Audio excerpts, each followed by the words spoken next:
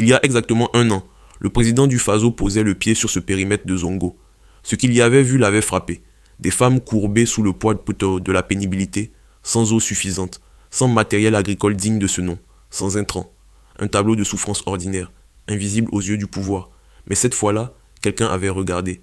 Et cette fois-là, quelqu'un avait agi. Ce 8 mars, un an plus tard, les mêmes femmes accueillent les officiels avec une fierté nouvelle.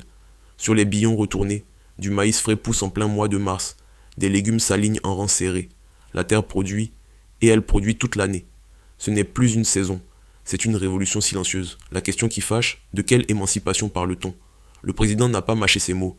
Pour lui, l'émancipation de la femme telle que définie par les impérialistes, avec ses journées de fête, ses défilés, ses discours, n'est qu'un mirage, une façade, un janjoba, dit-il, utilisant ce terme populaire pour désigner ce qui brille sans nourrir. Mais alors, que signifie s'émanciper au Burkina Faso, en 2025? Selon lui, la réponse tient en 3 mots, travailler, produire, vendre. Elles ont envie de travailler, elles ont envie de s'exprimer, elles ont envie d'être autonomes, affirme-t-il, et nous leur donnons l'espace pour s'exprimer. L'espace, justement, c'est le mot-clé. Des périmètres aménagés, région par région, province par province, commune par commune. Un programme ambitieux dont les premiers jalons sont déjà visibles ici, à Zongo. La question mérite pourtant d'être posée sans détour. Ces femmes ont-elles été consultées sur la vision de leur propre émancipation ou la reçoivent-elles comme un cadeau venu d'en haut?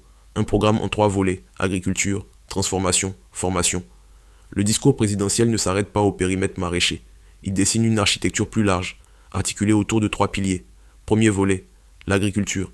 Des coopératives féminines seront accompagnées sur des terres aménagées, avec l'appui du ministère de l'Agriculture. Les périmètres sont déjà en cours de réalisation dans chaque région. Deuxième volet, la transformation. L'idée est de valoriser les savoirs ancestraux des femmes burkinabés en les aidant à monter des unités de transformation à petite échelle. Transformation de la tomate, des céréales, des produits locaux. Des usines existent déjà, comme celle d'Akart, où, selon le président, beaucoup de femmes sont employées. Et il dit en être fier. Troisième volet, la formation technique.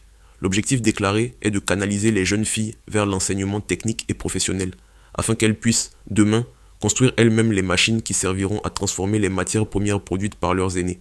Ce triptyque est cohérent sur le papier, mais combien de temps faudra-t-il pour que la promesse devienne réalité dans chaque commune du pays? Le Burkina Faso compte plus de 350 communes. L'ambition est immense. Les ressources, en temps de conflit, sont tendues. La guerre en toile de fond. Des femmes en première ligne, car le contexte ne peut être ignoré. Le président lui-même l'a rappelé avec gravité. Dans ce contexte de guerre que connaît le Burkina Faso, les femmes sont les plus touchées. Beaucoup se retrouvent chefs de ménage du jour au lendemain, déplacées, ayant tout perdu. Ce sont elles qui tiennent les familles. Comment produire quand on est déplacé? Comment rejoindre une coopérative quand son village est inaccessible? Ces questions restent sans réponse dans les discours officiels. Les périmètres aménagés sont une solution pour celles qui sont encore sur leur terre. Pour les autres, les dizaines de milliers de femmes déplacées internes, le programme semble encore muet. Valeurs, réseaux sociaux et le combat culturel. Le président a également glissé un avertissement culturel dans son discours. Les réseaux sociaux, dit-il, déperdent beaucoup de nos jeunes filles. Il appelle les femmes à être des modèles, pour ramener les jeunes vers le travail et les valeurs burkinabées, loin des espaces qui ne sont pas forcément des espaces d'épanouissement. Qui définit ces valeurs? Et où s'arrête la promotion de la culture? Où commence le contrôle? La ligne est mince, et la question mérite d'être posée.